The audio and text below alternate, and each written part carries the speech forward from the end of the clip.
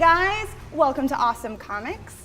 I'm Aiyanna, and Walter and Porter are here with me as usual, and we're here with a special friend of mine today, Orion Couling. Hi. So guys, we're bringing you a really special episode of Awesome Comics. We're gonna do a train like a superhero episode, specifically talking about Captain America. We're gonna go over some moves and some training, and then do a little fight sequence at the end for you. Great. Well, as we know, Captain America is, has amazing strength and speed and fortitude. From what we know from Marvel, he can run about 50 miles per hour at his peak, and about 35 on an average. We also know that he has 20 times the reflexes of the average human, and is 8 times stronger than someone in peak physical condition. So that's pretty strong. To give you perspective, the Spider-Man's at 80 times a human at peak, and they say that Hulk is 100,000 times a human. So something to think about. So it puts him in the heavy hitters as far as the superhero world that we're in, but not the strongest, but somebody to be contended with for sure. But he's also mortal, and we can live through a lot of stuff. He can survive a lot of things. He has incredible ability to heal. When it comes down to it, he needs to not be shot. He needs to not be hit by a knife. So that's why the shield comes into play. Right? So the shield's a great piece of prop to have on hand. It's a great weapon, as it were. It's also meant primarily for defense. And we know that the shield has been around as far as our civilizations go. Oh man, about 10,000 years, give or take. We of course are familiar with the Spartans and the way they used their shields from the wonderful movie 300, but also we know from our history, right? I know that we're not huge Zack Snyder fans always, but that was a pretty great film. 300 was good. Yeah, I liked 300. Some solid shield work in that movie. But when you're using a shield like this is a prop shield. This shield is made out of aluminum. The actual shield, if this was to be made of steel, would be about 8 pounds heavier. We did bring some of those shields today to play with. They're made of steel. So the shield, when we use this as a weapon and as a form, is all about your whole body. In movies nowadays, especially with Captain America being so strong, you see him just move his arm around and the shield's doing his thing.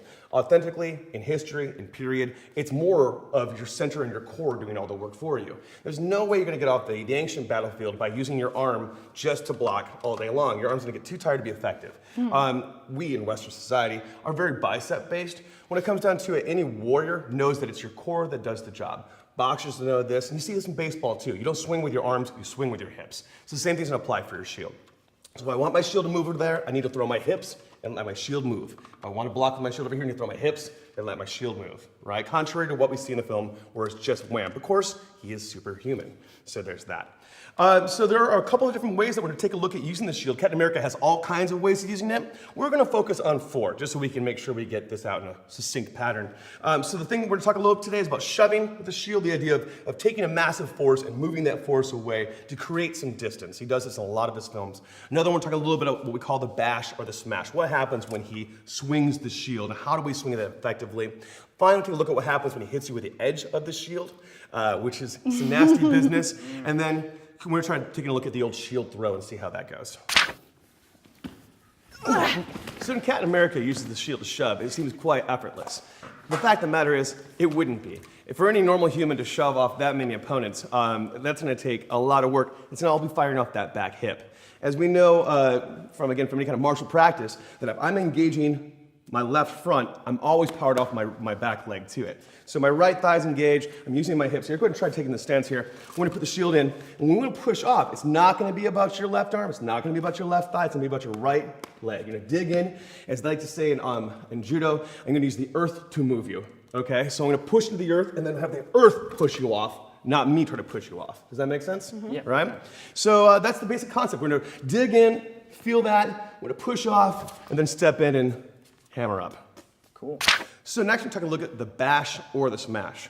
I like to point out the fact that we did some science before we, we're out in the back doing some science. It was rough, it was rough. We felt it feel real good. The moral of the story is we found out some things asking some various physicists and some scientists that I work with about what would happen if Captain America hits you with a shield, your basic kind of strike, as it were. We know a professional boxer, when they swing into an uppercut or into a stomach crunch to the chest, hits you with about 500 pounds of force. That's enough to easily break a rib cage. Remember that Captain America is 8 times stronger than a professional boxer. So when Captain America smashes you kind of casually with his shield, it's going to be an incredible amount of impact. Most likely, if you're a henchman, you're probably not getting off the ground again. That said, I did talk to some of my friends about this. This isn't a matter about our throws as well as our edge work. He does have 20 times the agility and dexterity of an average human too. So if you think about this, when you're playing out with kids in the park, and you're LARPing per se. Maybe you LARP, maybe you do that, maybe I do. Don't judge. So and you're playing with the kids, you got your Nerf swords. When you're playing with a 4-year-old, you don't hit them as hard as you hit your friends who are your age. So it's possible that maybe he doesn't kill everybody all the time because he can finesse that a little bit. It's possible. But I've been watching those movies. They look pretty dead. Yeah. All right. So the bash again is going to come. Captain America does it entirely off his arm. He doesn't really use his core. He throws it right off his left bicep. Boom, right? But we want to make it a little more authentic. We also want to make it something we can do again and again and again forever and ever and ever. So same idea. I'm going to rotate my hips back. I'm going to use my hips to open. That'll maximize my impact. Now, of course, if Captain America did this, most likely whoever's hit by the full fury of his full force of his fury is going to be knocked into oblivion. Sure. When we do it, it would just truly, truly suck if you got hit by this. Yeah. So let's try this. Let's kind of take a look. Feel the difference for this. Do it. Don't use your hips. Just try throwing your right arm around. Maybe do like 5-6 times. Go ahead, try it out. How's that feel? Not Like we're lifting weights a little bit. Not too big of a deal. Not bad. Good. Now, keep it going for about an hour.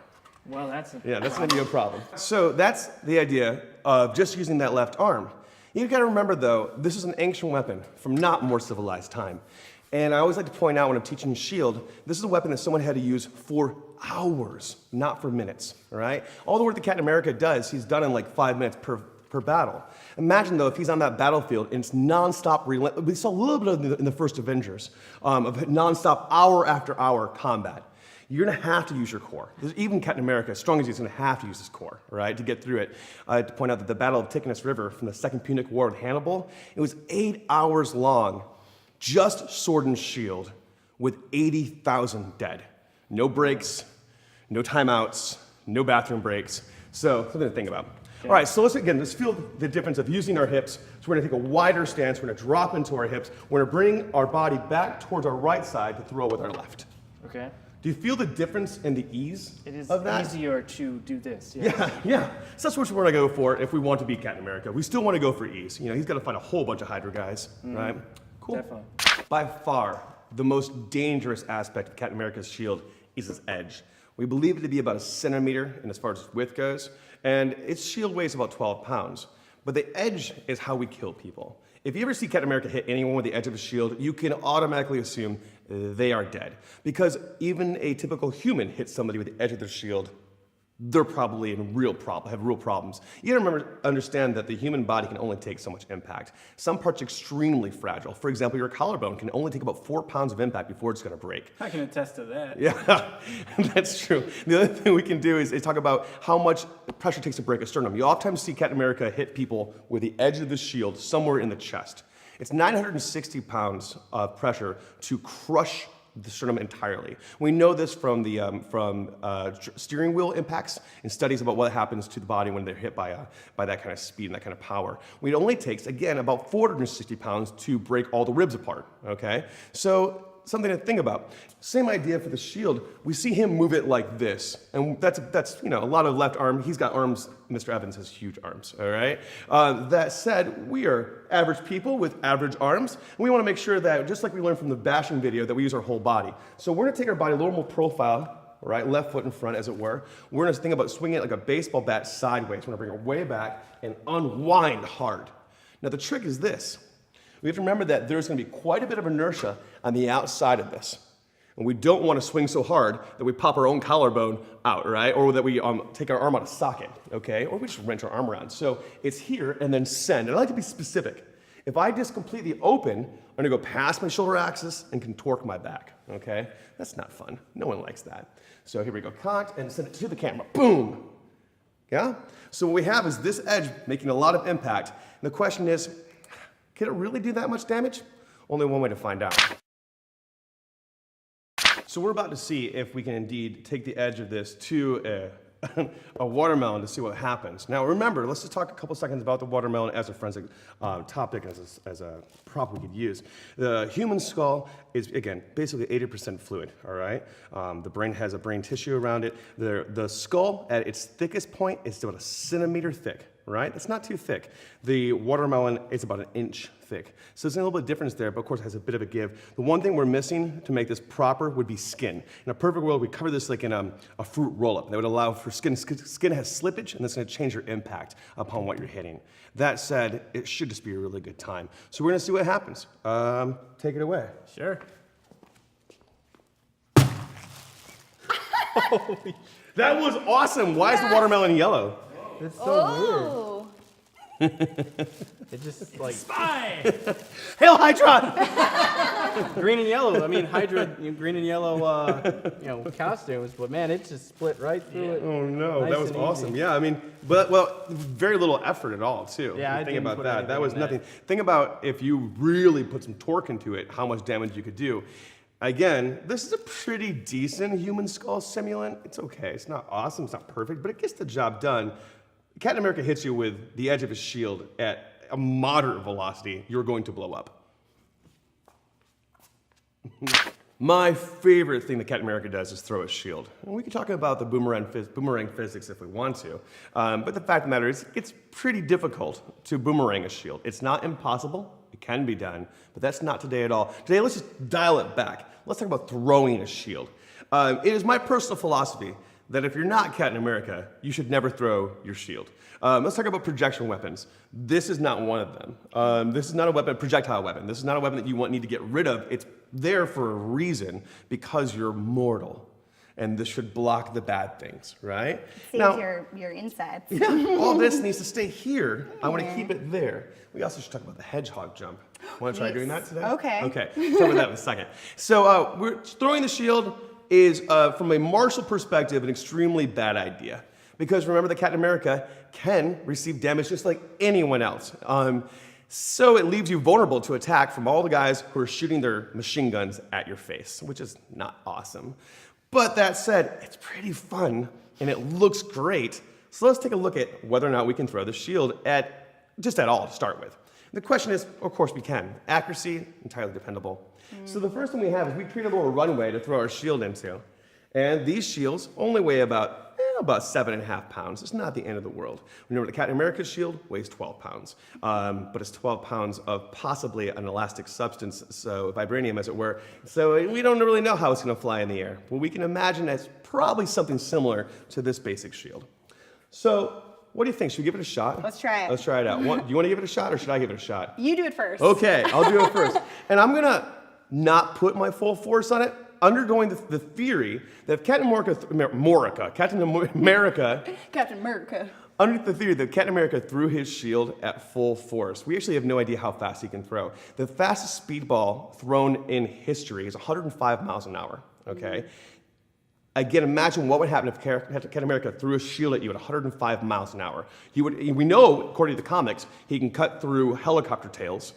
We know he can cut through brick walls. If you're a human and you're hit by Captain America's shield at 105 miles an hour, there's going to be nothing of you left, all right? Darth Maul imminent, all right?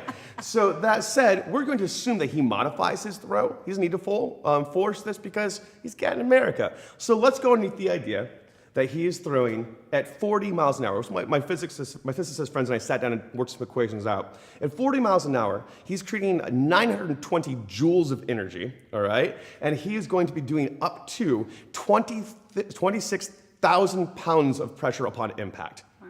Remember before how we talked about what it takes to crack the human body open and break it apart and destroy it? At 960 pounds of pressure, our sternum just disintegrates, right? At 460 pounds of pressure, our ribs all just break out, okay? So at 25,000 pounds of pressure at 43 miles an hour, he should easily be able to take down a helicopter tail, right? So we're assuming that if we don't see people cut in half, he must be throwing somewhere around 20 miles an hour, right? Maybe 10. Maybe he's throwing it in slow motion. We don't really know. We also know that we're going to lose velocity the further it goes, right? So we're going to keep losing basically about 10% velocity the further distance we have to throw it. So We're gonna try chucking these shields over here, and we're gonna see, one, just how smooth we can get the release, and two, maybe not how far. I'm pretty sure that she could throw it all the way into the costumes over there, but I'm gonna go for right in front of him, hopefully. It's my target. So, Captain America he is a righty, so he's probably gonna cock that shield on his left side. Woo! What's up, costume rack? Yeah. All right, so it's not necessarily a contest. We're not caber tossing. We're not at the Scottish Highland Games. But give it a shot. See what you think. All right.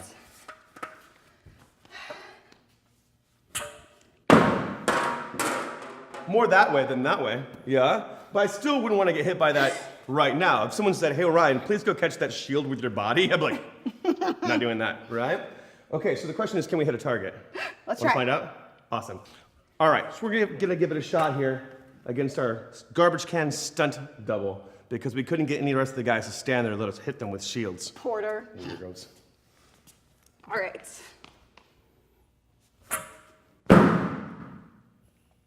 Nope. But again, his helper henchman over there is doomed, just doomed. Let's give it a shot. For the win. So what I'm finding that I'm doing right now is we're releasing the shield. I'm definitely throwing and releasing with my right, but I'm targeting with my left hand. So it's interesting to think about him being right-handed, because we're targeting on the left side, which also means that most likely as he throws this, his target eye is going to change to his left side. So it's possible that he actually might throw it here to target with the right. But again, in the movies, you don't see him do that. That's my problem.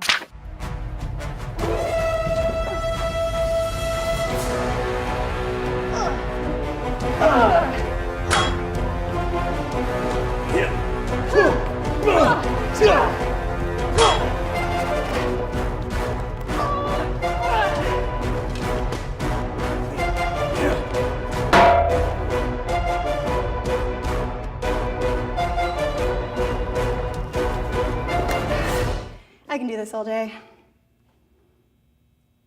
That was so much fun, you guys. Thanks so much for walking. Thanks, Orion, for joining us.